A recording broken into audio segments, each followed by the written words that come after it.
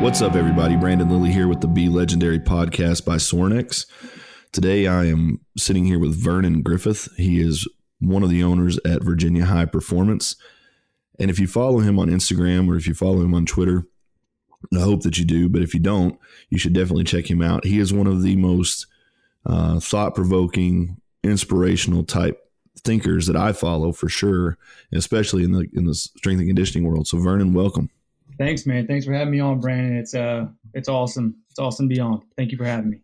For sure. You guys have got a lot of great stuff going on at Virginia High Performance, but let's backtrack a little bit. How did that come to pass, and how did you find yourself in Virginia Beach working with those guys? Really, owning the company and working with those guys. So I started out, I was in the military. I got out of the military about maybe 7-8 years ago to finish college. Found my passion of what I wanted to do. Got out of the military, went back to school or finished school. I was going to school while I was in the military. And then while I was in college, I met Alex and then graduated. And then from there, we started up VHP in Virginia Beach. Sweet. For those that don't know, it's Alex Oliver. He's the other co-owner. He's been on the podcast a while back, just kind of in a round table. But yeah, Alex is one of my favorite people, and just this breadth of knowledge and insight. How is it working with a guy like him? I mean, if people are listening to this and don't know Alex, I would classify him as one of those men that when he speaks, you listen. And he's not going to speak very often. And it may be a different context, working with him day to day, but just a highly valuable person in this world and someone that I respect very much. How is it working with a guy like that? I mean, I guess I get to see behind the scenes with Alex a little bit. I get to see under his skirt, a little funny, but you guys just checking each other's skirts out. But we have fun, man. But his experience and his knowledge, and honestly, the stuff he's seen, if people haven't had a chance to listen to him talk, when he gets a chance, I would definitely listen. But yeah, for sure, the stuff that he's been through, and it's amazing. But I've kind of got to know him a little bit deeper than that, and he's a great dude, man. I'm glad to be shoulder to shoulder with him. We probably, we laugh every day. Every day is some joke or something else, but he's an awesome dude. Well, I mean, it's good to hear that. I mean, I didn't expect anything but that, but just to hear people that you look up to and respect, and then hear this other side of the coin where you're working with him day in and day out, and it holds true. But I want to share a little bit about your message and the message of Virginia High Performance. You guys are working with some incredible people. And what is the ethos, I guess, for people that don't know Virginia High Performance? What is your all's goal in opening the doors there? Well, we have a couple different lanes that we run with. We have our youth athletics, college athletics, a couple pro people here and there, but our main focus is the tactical side. We work a lot with active duty and disabled veterans. Our program, the Continue Mission program, not only just for performance, but complete multidisciplinary approach to wellness and helping our warfighters, guys on the battlefield, not only keep the fight, but also when they get done with the fight, to be able to live a happy life and play with their kids and show them that there's more to life than just what they did. Well, that's the thing. It's so interesting to me that you guys, especially being veterans yourselves, are dialed into this need. It's something that I beat to death on this podcast and talk about, when I public speak. But so many of our athletes and so many of our soldiers are only taught about the climb up. Be a better soldier, be a better athlete, work harder, commit more, do this, do that. But one day, for whether you're a 20-year guy or a guy that goes beyond that, or you're an athlete that makes it to a professional level, there's going to be a moment when you're no longer that athlete or combat soldier in the same capacity. You're going to have to reintegrate into family life and home life and paying bills and writing checks, things like that. How difficult is that for some of these guys to transition back to? I mean, I've been fortunate enough to be there and see some of the guys working at different times. And it's pretty incredible what we don't see as the average civilian, just watching these men and women try to reintegrate back into society. How much of a task is it really, do you think? I mean, I think it's a big one because, being in the military, it's, everything is so organized. You're so used to planning. You're so used to having, especially the guys we work with, everything's planned out for the year, if not more. You always have taskings involved. And then you get out of the military and it's just it kind of is what led me to where I am now, because the best example I can ever give is one of my guys. We deal with a lot of younger guys, and then we get a good amount of older guys that are on their way out the door. And he described it as a train that just doesn't stop moving. Right. And you're just passing these bus stations, and when you get into a position where you can jump on that train and you just leap and you just grab onto a handle and just hold it as tight as you can, and you're just riding this train from bus stop to bus stop, holding on as long as you can. And then at one point in your career, you got to let go. And sometimes it's not because you can't hold on anymore. It's because you're told that, it's time for you to let go. And then you let go and all you see is this train just riding away.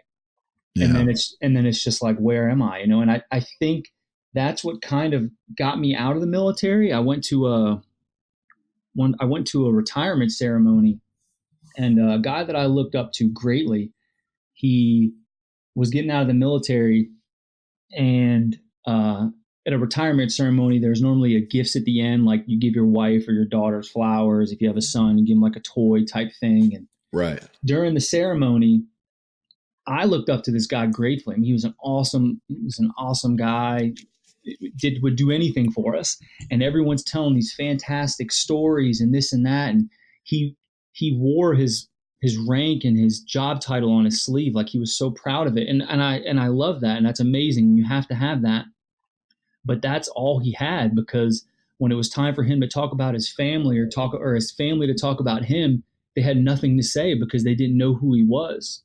Right. So it's amazing, because these silent heroes that no one will ever give credit to, and they're not going to be famous, and no one's going to talk about them. And the real guys that actually do the stuff, we're never going to know their names, and they sacrifice so much. And then when that time comes for them to reintegrate back into their family, it's hard unless you have a very strong family life for them that have stayed with you and supported you along the way. And I see it with a lot of the guys, but it's definitely a mark that we're missing with our guys that are getting, and girls that are getting out of the military. But trying to ease that reintegration and give them ways to calm down, to become more parasympathetic. All our guys are so revved up that, give them ways to calm back down, give them tools of ways to bring it back down, so that when it's time, when they do get that arousal, that they understand how to bring it back. So, I mean, I'm looking at you as a guy that I would, as much as you probably pointed to him for inspiration within the crux of the military, you're a guy that I point to that really has it together, not only as a businessman, but as someone who is leading your field. I was so proud of you when I got to see you speaking the day you wore the Georgetown Jordans, right? You had to bring them out, but you were speaking at a conference, and dude, I could just see the pride on your face. And I was just like, man, this guy really deserves this. He deserves to have his voice be heard. And in the context of all of these things, you're a family man. You're a guy that I point to as someone that would do that. And you've also come back from situations through the military and whatnot. How have you been able to make that transition? From the outside, it looks seamless, right? But in your own words, how difficult has it been to become that guy and, to be someone that your wife can rely on and your kids can rely on? Because I don't think it's just, I think it's a problem with men in general that we see in this country in this day and age. I've certainly made no secrets about the fact that when I was at the peak of my powerlifting, that was my focus. And looking back, I did have one of those moments where I was like, if I don't get a grip on this, I'm going to lose them forever. You know what I mean? How did you navigate those waters so well from the outside looking in? Was it as easy as it appears? Oh, I mean, of course not. Yeah. I'm very fortunate, man. My wife is fucking amazing. Um, Yep. I try to give her as much credit as I can, but she is my she kind of directs me in and out, and it's funny because I had this talk with someone else, and we'll get real cheesy, but there was a time, a couple years ago, when I was so focused on being the best, and I wanted to be the whatever, and I was going to try to make my impact. I was going to make my place. I was going to provide for my family, and I had this thought of, I don't know what it was. My daughter was presenting to me her science project, and it was the solar system. And she was talking about like heliocentrism and how the solar system works. And that night, I sat there and I was like, "Oh my god!" Like, this doesn't sound super cheesy, but I look at my life as Vernon ocentrism. Like Right. everything is about me. How can I make myself better? How can I do this? And really, I started to realize that my if I don't if my family doesn't want to be with me and want to be around me, then in 18 years they don't need me anymore. So Right. I've got to give them a reason to want me. And I started to realize that I'm not the circle of anything. My daughter has her own things. She has her own solar system that's spinning around her. My wife is a very successful businesswoman and she's kind of exploding. My son is a fucking ginger animal, but they all have their own little solar systems that are Yeah. constantly orbiting. And I realized that besides the fact that I'm the man in the family or whatever that means, I'm not in anyone's orbit. And if I want to be with them, I've got to navigate their system, and I've got to make an effort to insert myself into them. And my Yeah. wife got on me. She showed me an image one time, and it was a pie chart that had three things. And I'm probably going to butcher it, but I think it was health, professionalism, and family. Hmm. And she said, "You can only pick two." And I kind of looked at it and I was like, "No, you can't." I was like, "I can do all three." And she was like, "You can do all three, but one of them is going to be limiting. You're going to be limiting at least two of them." And I was like, "Shit." So I started to kind of, what is my focus on? And it kind of brought me back to that retirement ceremony. If I put too much focus on my professional life, I only got 18 years with my daughter, realistically. Right. I mean, I hope I have more, but that's what I have to make an effort to do it. We started traveling because my wife last summer, I was like, we can't afford to go to Hawaii. I was like, we can't afford, I need to, we're going to need to pay off my car. And she was like, "Carson's got 8 more summers with us." And I was Yeah. like, "Shit." And I was like, as soon as she hit me with that, I was like, how can I not do this now? Right. So at that moment, I was like, I've got to make my kids want to be around me, not because they need me, not because my name's Dad, but that they want to. I want them to come back from college. I want them to want to hang out with Dad. I want them. The second people need you, need only lasts for so long. Want Right. lasts for a while. Dude, I got to tell you, it's not too often that I get hit with new information all the time, but really new perspectives. When you were talking about each individual of us having a solar system, that's one of the most like just grounding things I've ever heard anybody say. Um, because it's so true. It's like we can't guarantee that we mean as much to someone else as they mean to us.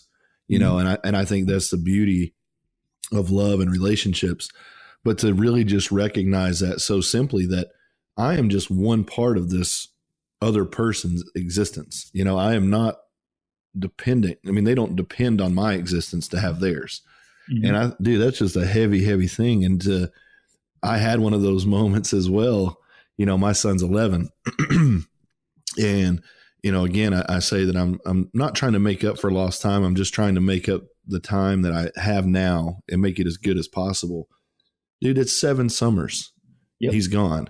And in the hope of that 7 summers is that we create some memories. And I get it because like everybody else, I got bills, I got things to pay for, and I'm looking at, man, how can I enrich this for him? How can I make this better for him? Because I get to do a lot of cool stuff. You get to do a lot of cool stuff and have done a lot of cool stuff.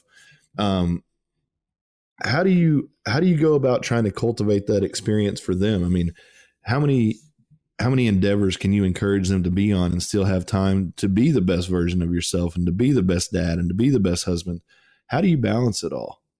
I had a good talk with a friend of mine, George, and we started talking about how people respond to the question, "How are you doing?" or Yep. "What do you got going on?" And the typical response every time is, "Man, doing busy, just trying to balance everything."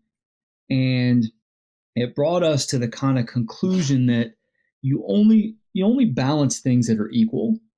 Right. Family and work are never equal. It's family's one and work is two. And I'm not going to get on this high horse of putting family first because when we were opening VHP, we pulled some really long hours and I didn't get to spend much time at home because we had to make the business succeed so I could take care of my family. Mm-hmm. And I know there's coaches out there that in season you got to travel with the team, you got to be late practices, and I understand that.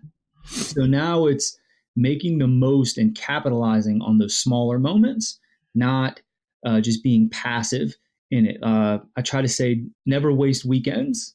If Right. when you get a chance to capitalize on a moment, capitalize on it. Don't. It's not about going on big trips and going on date nights every weekend. If your kid asks you to play catch, go play catch. Don't say no. I will never say no to my kids asking me to play catch, and I will never say no to them asking me to read them a book. Right. When it comes to those moments, hey, Dad, you want to color? I really don't feel like it. That's a moment you just missed. And I miss those moments too. There's some times where I'm just like, man, I'm like, bro, just give me a break. We've been coloring and playing cars for about 2 damn hours now. I can't play with the cars anymore. My eyes are starting to see wheels spin. And Yep. but he doesn't understand that. All he understands is Dad just said no. He Yeah. doesn't understand that. And I'd be like, bro, we played all day. No, we haven't, Dad. We played for like 10 minutes. And time is so relative with kids. It's Dad, we just started playing. Bro, we've been playing for 3 hours. But it's just capitalizing on the moments that you do have. If you have an hour with them, make dinner together. Go to Dave and Buster's. Go if your thing is fishing, go ride motor carts. Go play mini golf. Have Yeah. memory. I remember one time I watched a movie and it said, once we become parents, we are only ghosts of the memories of our children. Mm-hmm. And that's all it is. All our kids will look back is on the memories that we've had with them. Now, are those Right. memories going to be, even if it's just sitting down watching a movie, a dedicated movie night, just finding times to capitalize on availability that you have, because realistically, we don't have much time as coaches and professionals or business owners, whatever you got. So it's just making the most of time. Yeah. Well, and I look at you, man, as someone, and I want to bring it back to your coaching and to your Twitter stuff and you kind of pontificating on ideas. Like I'm listening to you talk right now, and you're saying things that are pretty much understood. I think people know these things, but you also put them in a way that creates more thought for me, which is the one thing I always say when I meet someone. I want them to leave the conversation feeling positive. Like, man, I had a great interaction with that guy. But I also hope they take something away that they can think about. How do you think you've developed this questioning or this observation ability that you have? Because you make commentary about the way to coach kids or things that you observe within the industry. Have you always just been hyper observant, or is it something you've kind of cultivated as you've come into your own as a man and kind of self analyzing, which creates an analysis of the world? I think it's more of finding what my weaknesses are. Mm. I'm not the smartest guy. I'm not the most athletic guy. But if I can pay attention to the details the best, then Right.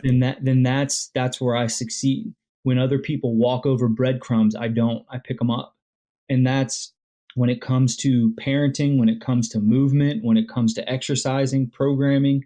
I everything plays into consideration, and when it comes into that of that thought process, a lot of my coaching stems from my parenting and how I coach and whatnot. And I had a coach one time that I saw him kept posting videos and pictures of his daughter online, and I used to do it too. And everything was like team hashtag never dating or team hashtag no boyfriends or team hashtag whatever. Yeah. And that's such a terrible thought process. It's almost the worst process as a coach is what I was seeing is team injury prevention, because things are going to happen.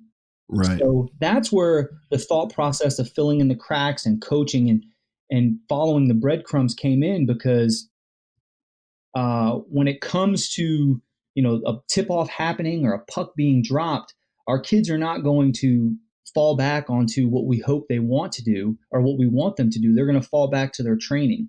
And that limited time that we have to make an impact on them is that time that we need to impact as much as possible, so that when that doorbell rings and that boy shows up at my front door, I'm not more stressed than I normally am, because I hope that I've prepared my daughter the best, or I hope that I've prepared my athletes the best, because I've picked up on all the cues along the way.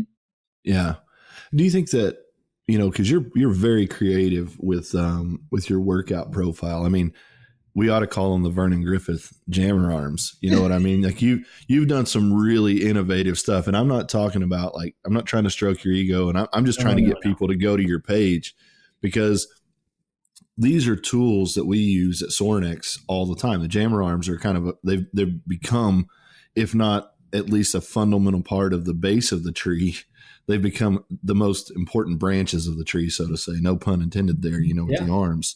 But I think that your ability to look dynamically at people, at situations, at a product has really made you one of the most valuable assets that I can imagine any facility having. So when you're first introducing yourself to an athlete, what is your protocol to assess what they need versus what their goals are? Because, I mean, have you ever looked at a kid and just absolutely felt like, okay, I know that we can make any child better, but what is I guess answer the first part first and then we'll move on. But just when an athlete comes to you, what is your initial interview process or observation process to get them directed towards a path? I mean, it all starts down with sitting down and talking to them. Mm-hmm. Sitting down, talking to them, seeing what they like, what worked in the past. I think a big thing that coaches miss on is they don't ever ask what they like to do in the past. We're so afraid to admit another coach was right that we don't want to ask, what they used to do or what they did do.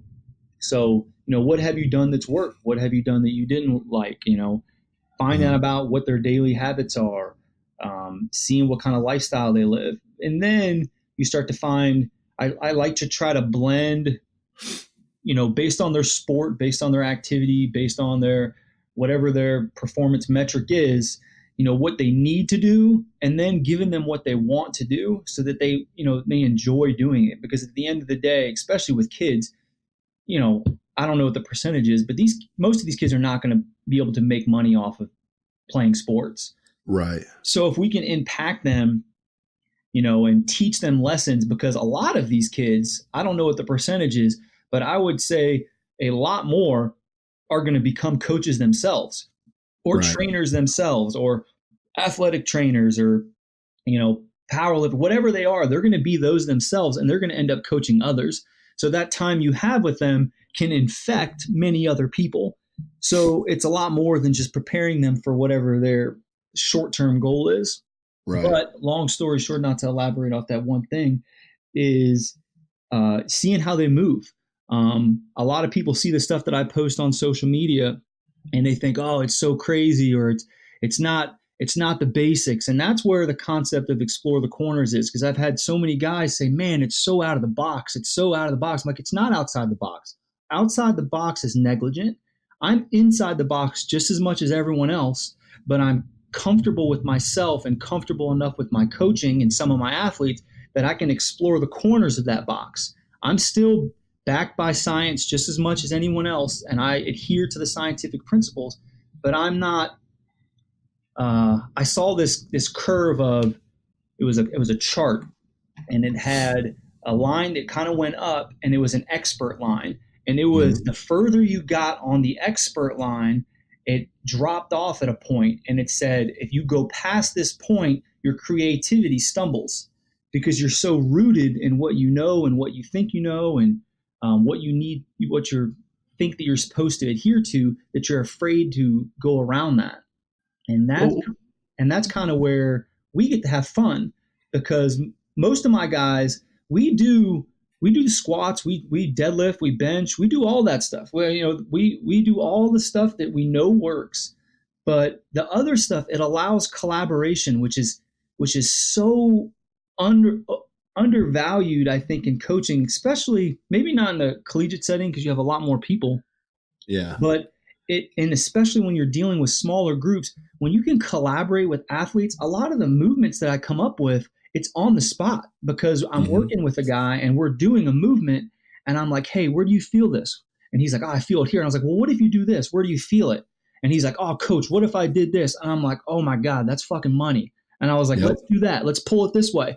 And the second they know that they're involved with their programming or what they got going on, it just becomes this, it just explodes. And then it's like, hey, can we try some more on that? Hell yeah, we can try some more on that. Like it just, it just becomes fun. Like it becomes, and it's all secondary. Like all those movements, it's before or after. We do all the big loads, we load the nervous system, all that stuff. But I like to think of it as like concrete bricks. For the most part, a lot of the guys we work with and girls, everyone understands the concrete bricks. They understand strength training. They understand power. They understand the force velocity curve. We understand that. But foundations don't crack on the bricks. They separate on the mortar. They separate in between the bricks. So that's what we're trying to fill in, is those cracks of movement. And that's a perfect way of putting it too. Because I mean, I just like the way that you think, and I like the way that you process things out for people. In watching a lot of your videos, I really do see, like, because I'll just tell you, when I was at the peak of my powerlifting world, I couldn't identify with a lot of the things that you were prescribing and even really, you just want to generalize it into this whole movement culture. Yeah. That's become a buzzword within the fitness industry. We've always been movers. We've always been, somewhat seeking mobility. But it seems to be a way to like micro classify who you are as a coach. Now I'm a movement specialist. I'm I'm this specialist, whatever. But as a power lifter, I was just so alienated from it. And I thought, okay, this is all crazy. But when you try to do those things, I was pretty humbled by you guys. So how do you take that knowledge of people like me out there that are questioning from the outside looking in? How do you take someone and convert them into a believer, especially, and I guess in your situation, you've got guys that are hardened combat veterans in a lot of cases. So they're programmed to think, okay, we can just bulldog our way through anything, where a lot of your movements are more finesse movements or motor skill movements. And then you have the overbearing parent who says, well, I heard such and such was doing this and you're not doing that. How do you combat those two kind of opposing viewpoints that you might be working with day to day? I mean, I think it just comes with educating. Once you teach someone something, you can unlearn things, but you can't you can de-learn things, but you can't de-understand things. Right. Like once I teach you something, once you understand it, that knowledge, we can take a lot of something away from someone. We can take their pride. We can take their money. You can't take knowledge away from someone.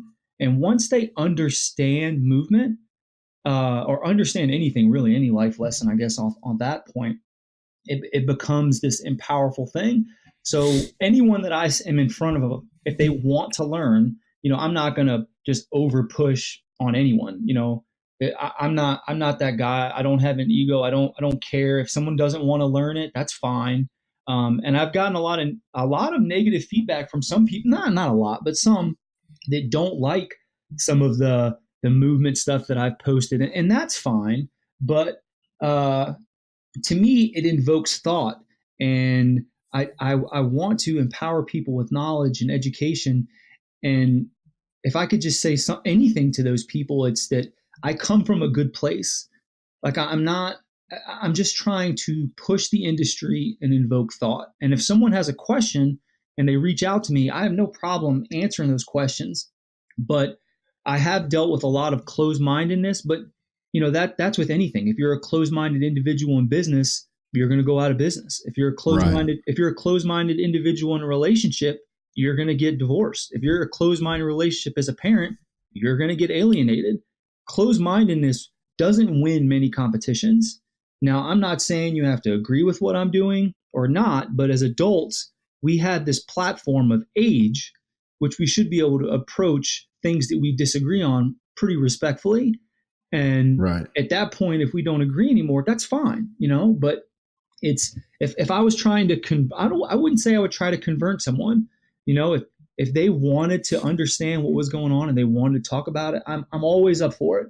But it just comes to educating someone and just telling them that I come from a good place, and everything I do is backed by a thought process of the same that everyone else has. Like I'll say, everyone always asks, like, what's your favorite book list or whatnot? And I'll always say, as a coach, you should always start with a netter, because if you don't understand anatomy and physiology, if you don't understand the black and white, you have no reason or purpose to talk about the gray area. Because, the best place, it's almost like baseball. If you have a shallow backstop, you're going to be a really good catcher, or not really good, but pretty good. If you got a really big backstop, you're screwed. And as a strength coach, if you don't have a really good backstop of knowledge and experience, when that ball gets past you, you're going to be hurting. So that's where it starts with is understanding it yourself, as much as we currently can, and then going from there. And I think you're exactly right. And then on to my next point, that is, you segued into it perfectly. You're talking about this knowledge base and this fundamentals base. Do you see a disparity between, the anecdotal doers, like a lifter like myself, and then the coaches that are highly accredited, have umpteen certifications and so on? Don't you think those worlds can coexist a little better than they do? I do, but there's this 3-letter word that drives every single human in this being or thing is ego. That's what rules social media. That's why people pipe up and say things that are negative about. We post a video of a squat and squats are bad for you, and then this and that. And it's just like, hey man, everything all depends. I'll give you an example. I went and spoke at a college, and I posted this on social media a while back, and I posted an image of 3 ladies squatting on the screen, and one of them was like a yoga girl squatting, and it was like a half squat, and another one was a deep squat, but she was very, what we would prototype as not a good squat, and then one was a very clean looking front squat. And these are all college kids, very young and just going off what the textbook says. And I was like, hey, we're going to go through these pictures. Tell me which squat is right. And all of them raised their hand for the 3rd squat. And I was like, see, this is the problem. And I was like, this is a snapshot of training where that one lady, she might have MS, and this squat is amazing for her to get to this depth. And you just pigeonholed her because you saw one video or one picture, and you just stereotyped this coach. And it's, that coach only posts videos of sprinting or dead bugs or of mobility. So that's all he is. No, that's just what he likes to share. Right. And so that and it's, we get so driven by ego that we're just so quick to pipe up and discredit someone. And your grass doesn't get any greener by peeing on someone else's. Exactly. But that's kind of the mindset we have. And I'm not sure, I know there's a lot of job security stuff, and we always want to, there's this thought process of if we push down our neighbor, then we can stand higher type thing. But I just don't believe in that. I don't surround myself with people with that. But I think we can coexist because you can learn from anyone, and you can learn not just from anyone, but anything. And this is a big thing I have with my kids and my family is the more bandwidth you have outside of your profession, the more bandwidth you have outside of things that you enjoy, the bigger that you can draw conclusions from. You can make decisions based off a greater bandwidth. So I can always learn from someone. I can watch an Olympic lifting thing. I can watch a mobility thing and take something from it. I tweeted something the other day and it said, you ever seen the movie Ready Player One? Yep. Fucking great movie. But he quotes a Lex Luthor quote and it said, I'm going to screw it up, but something on the lines of, some people can read War and Peace and come away with a simple adventure story, and other people can read the back of a gum wrapper and come away with those secrets of the world. And, I saw that. Yeah. And that is key, because in a world of book lists and how many books have you read and which books have you read? And I'm like, instead of telling me what books you've read, tell me what you took from that book. What perspective did you bring from that book based off the bandwidth of knowledge and experience that you have? And that's what matters to me. Well, and I think that you're bringing up a lot of points, and it kind of circles back around to another question that I think is important in this day and age to really, I was talking to Coach Brian Mann the other day about this. I really think that a lot of what you're talking about, this negative compensating or this putting down of ideas, is really from the construct of the way that strength and conditioning at the collegiate level is really orchestrated, right?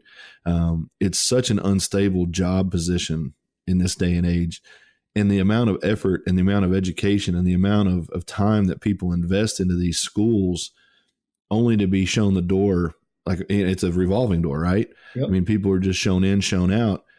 Do you think a lot of it comes from that, this just never ending competition for status and name recognition within a field that just chews you alive?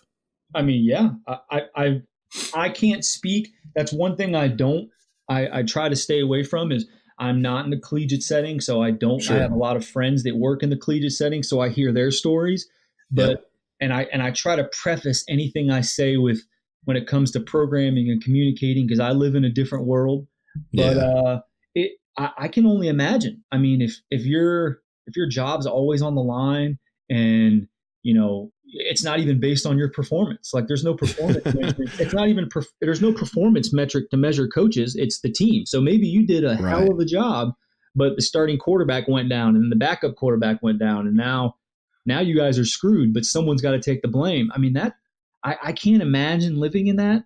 But I know I got a lot of really good friends that do, and I get that. But I mean, that has to be a small part of it. And I would agree with that in that dog eat dog world, if you don't have a name, but then again, there's guys that don't have names. Some of the best coaches I know don't have a social media following at all. And, very true. And I'll see them and I'll be like, hey man. And I was like, why don't you post something on social media so I can retweet it so that I can, say how awesome you are. And they're like, I just tweeted something 4 months ago. I'm like, dude, it doesn't work like that. but they're not playing the same game we're playing. They just don't care. And there's nothing wrong with that. So, but I don't know, Brandon, that's a tough one. All right. Well, so let's take a step back. Let's just not even make it collegiate strength and conditioning.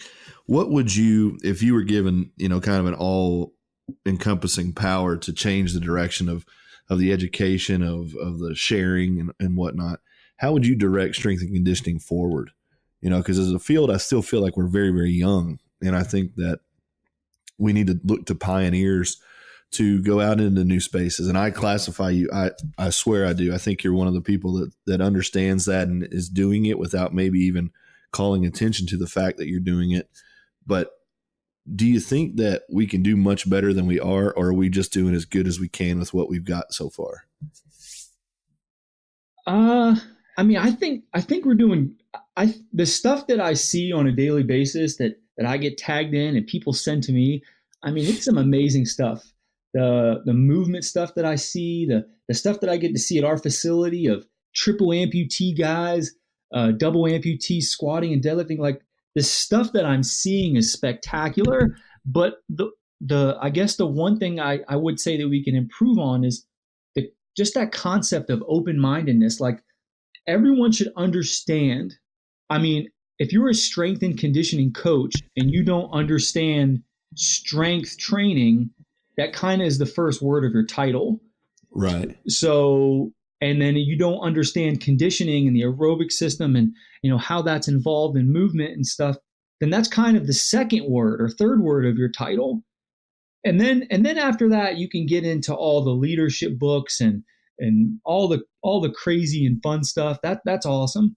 But I think a lot of people get so obsessed with the latest, tweet on leadership, the latest tweet on coaching, and the latest inspirational military book or whatnot that, if you don't understand strength and conditioning and the concepts and the research and the stuff that we've already proven, then how can you make decisions veering off that highway? And For sure. but then at the same time, to not be held to the defaults of that. We do know that, as research has proven, by the time something is better, I had some guy tell me recently. I was talking to one coach from a baseball organization, and he called me about my hip stuff, and he was just raving about it. And I was like, hey man, I'm not saying it's the best stuff right now with all my guys. It is crushing things and they are having tremendous results. So I'm sharing it. And he was like, Vernon, you got to understand that just because something hasn't been proven yet by research doesn't mean it's not effective. And by the time we prove that it works by research, there'll probably be something better. No different than any other engineering adventure or whatnot. By the time we prove something works, there's probably something better out there. So it's understanding the concepts so that you can understand the gray area better. And if I can give any advice to strength and conditioning coaches, it's being open-minded. And even if you don't agree with another coach and what they have to say, at least hear it, actively listen, instead of just waiting to input your side, and see what they have to say, see if you understand it. And if you don't, okay, you don't have to like everything that you see, but, try to understand more things. Oh, I definitely think that that's a big, big part of it is people's perspective on things. And especially I've seen this personally happen. People will try to adopt, let's say that you're working with a specific athlete that has a very specific injury or a specific protocol for their training, and they see you doing something maybe for some hip mobility, right? Mm-hmm. Well, then this coach, in an eagerness to impress or to learn or to share, whatever it may be, takes that little nugget of information and tries to apply it to an athlete who is not primed for that. That was one thing that I tried to explain to people when they watched my lifting, and it's like, why are you doing this? This is so much different than what your cube method says or whatever. But the reality of it was, the cube method was really, really good for me, and I based the majority of my training around that. But after 20 years, I've earned the right to do this exercise or to do this rep range or to do this movement because I did the groundwork before. It goes back to what you were saying before. So how much of your stuff, because I would classify you somewhat as like general but still specialized in a way, how much of your information that you shared do you attribute can be lost to that? Like just the ability to get people to do movement in the proper plane? The king of 15 questions in one. So I guess for one, if we really wanted to get nitty gritty with requirements and whatnot, I could argue with someone that a squat, the most functional exercise in the world, if your ankles don't dorsiflex properly and your hips don't move properly, then that's a pretty dysfunctional exercise for someone. Yep. A push-up, a very functional exercise. If your wrist only goes into that position because you slam it down on your body weight and gravity and you can't, pull it back naturally, that's a pretty dysfunctional exercise. So it's meeting the requirements of movement and then progressing off that. So it all goes back to understanding, having a short backstop, strength and conditioning. And Yep. then when it comes to the why, I'll have, people ask, well, why are you doing that? Why are you not? Why are you doing this? And maybe stop asking why and ask why not. Like, Yep. why not would? And then they'll ask me, why would you do that hip exercise? Why would you do that? And I ask them, why not? Why not would I do it? It Yep. takes 2 minutes to do. If not, if that, I have improvements. My athletes feel better. So why not add it in? A coach that I look up to, Chase Campbell, he started saying no wasted warm-ups. And I was like, damn it, that is beautiful. Like, instead of wasting a warm-up and having people do butt kickers and high knees and jumping jacks, why not take that movement time, that 10, 15 minutes, and capitalize on it and do movements that prep for the workout so that athletes don't even see the merge happening between the warm-up and the workout. Yeah. And well, it probably allows them to get more excited about the workout or the warm-up as well, too, because that was the one thing that I think most people hate is they don't feel like it has any real carried over function, right? Yep. So if you can show them the correlation from this to that, but also, like you said, seamless transition, I think they get excited about their warm-up. Yep. And now it's part of the workout. It's not a space saver. It's not or I don't even know the word. It doesn't take up space. Like, oh, here we go, warm up time. Let's grab our knees and pull our knee to our chest. And there's nothing wrong with that. If that's your thing, go for it. But I've found a tremendous amount of success with having it. They can be the same things over and over again, but just if it's a push day, have movements that are activating towards the push day. If it's a pull, a posterior day, if it's a rotational day, have movements that prepare for that movement instead of just a blank canvas that people can just idle on. The second you tie in intent with any movement, any exercise, any sort of facet with life, things change. Is that what excites you the most, to be able to kind of finitely tune those warm-up exercises and, the progression exercises to the level that it's just like a symbiosis, right? Yep. There's just everything flows together perfectly. Is that what excites you, or is it just the ultimate achievement of the athlete? I mean, ultimately, especially with the clientele that we get to deal with, is understanding that all gold medals aren't gold. Right. So there are some coaches that get to work with, and they win rings and they win all this stuff, and that's great. The people that I get to work with, especially my military guys, it's deeper than that. It's life or death, really. Right. And so if I can, not only be more efficient with time, because when they're working out, that's time away from their family. So if they can do less and get more, and they can become a better athlete, because just because you're in the tactical population, no matter what Instagram says, that doesn't mean you're throwing around tires and pulling cars. They are high performance athletes that perform a tactical task and very tactical skill oriented, but they are high level athletes. And that to me, that warm up, we don't even call it warm up. We activate or react, whatever you want to call it. I've heard it called multivitamin. Mike Hill says that. I love it. That's a great one. You just take it every day. But to me, it's filling in the cracks. It's making the most of, if I have someone for an hour or 45 minutes, I'm not going to waste 10 minutes on a generic warm up. We're going to do something that's going to prepare for the lift. Our rest periods aren't going to be generic. They're going to be something that's going to capitalize on that rest period, that time. At the end, our recovery is going to be something that's going to finish off and capitalize on our workout. And it's just making the most of time, because that obviously that's the one thing we don't have much of. Right. And how much of this, training are you psychologically working these people? I think that's an intrinsic part of coaching is understanding the psychology. Sometimes you're the therapist, sometimes you're the drill sergeant, sometimes, you're just quiet. How is your approach with your athletes? I mean, is it case by case? Do you have just a general flow that you adhere to? What connects you with this point of psychology? It all goes back to the breadcrumbs, Yep. picking up on them. We have windows that line VHP that run all the way down the building, and most of the parking spots are taken out front. So when you have an athlete come in and you see them walking down, you're already on the floor with someone else, and you see them walking down, you pick them up, you pick up their body posture. Are they walking in with their shoes untied?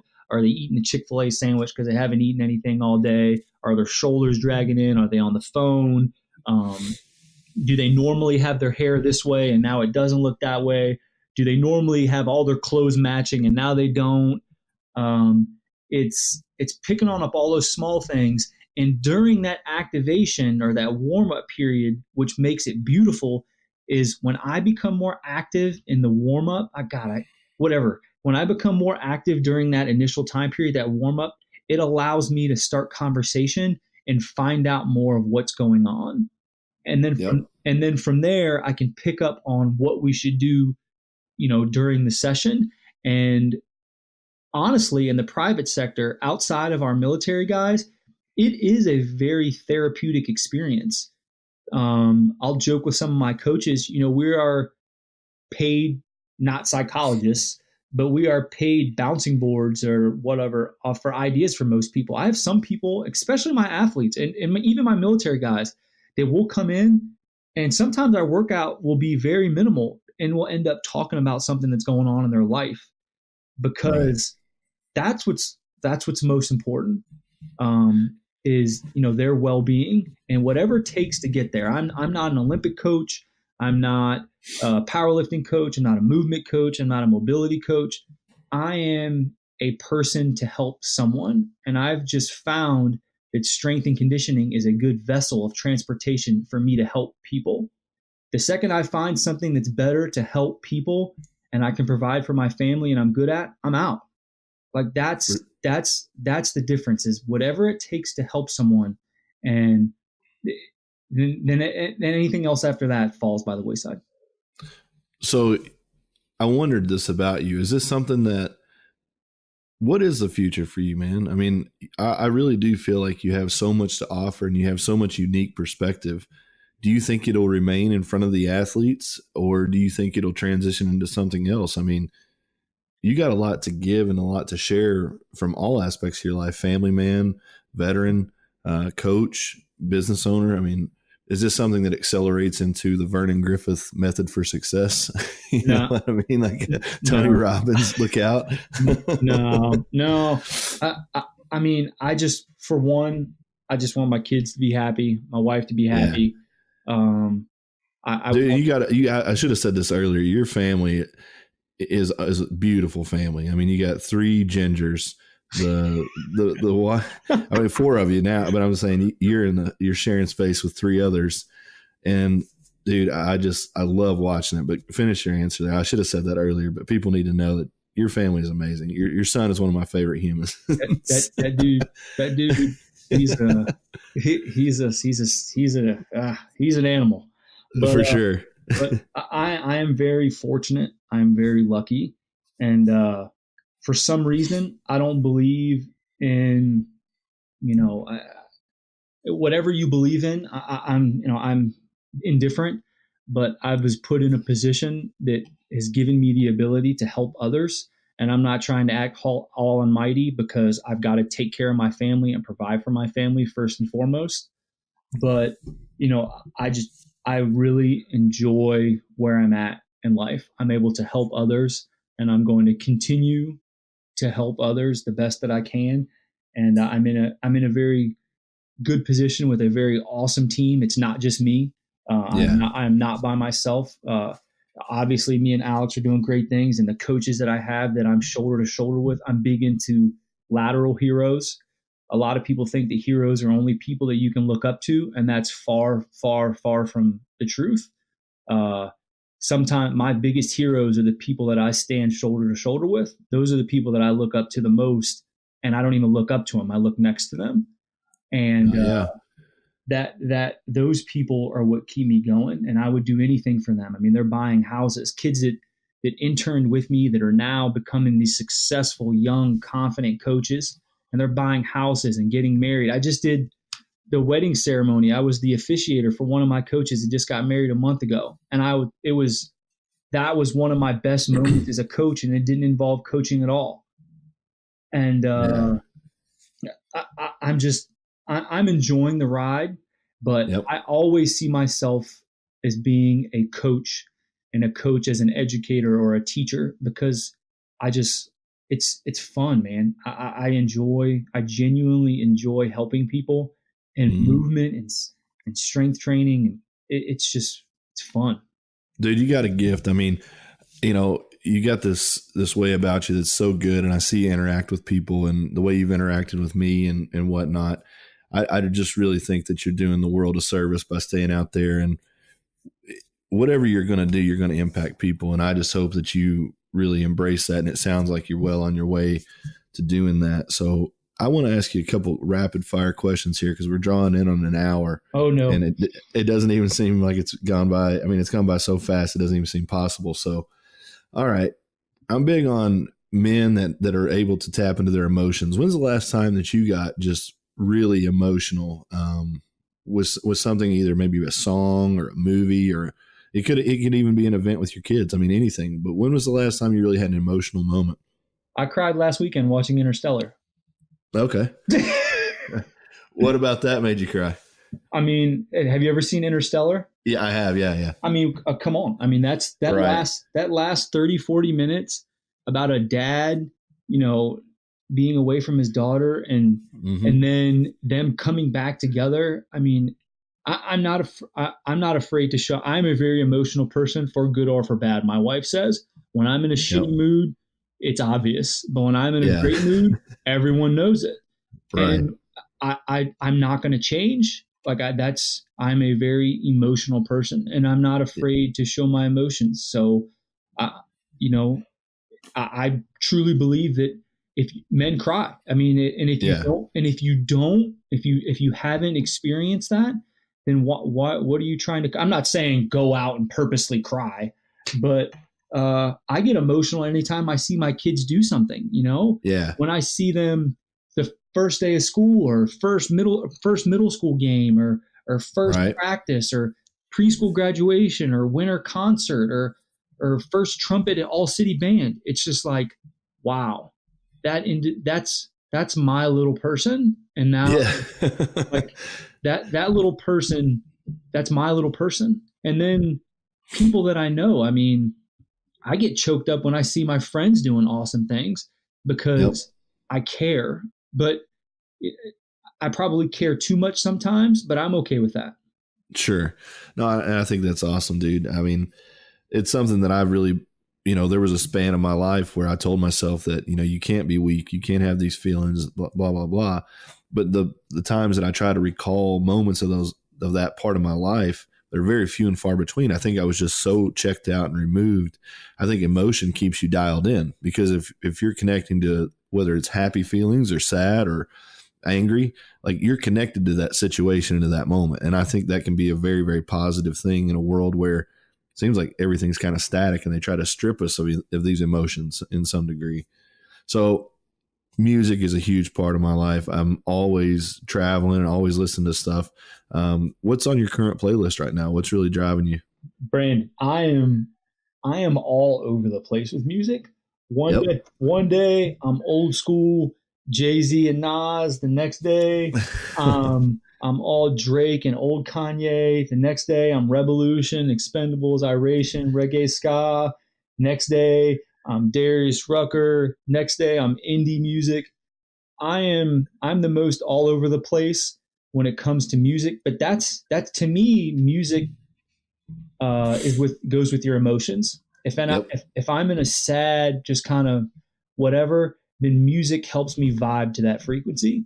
If I'm in a pumped up, music helps me vibe to that frequency. And it's all about finding the frequency that you're riding, and Yep. music helps me ride that frequency. So whatever my music playlist, I mean, I've worked out to Adele before. Yeah. I've worked out to country music. I've worked out to Coldplay. I'll work out to Lil Wayne.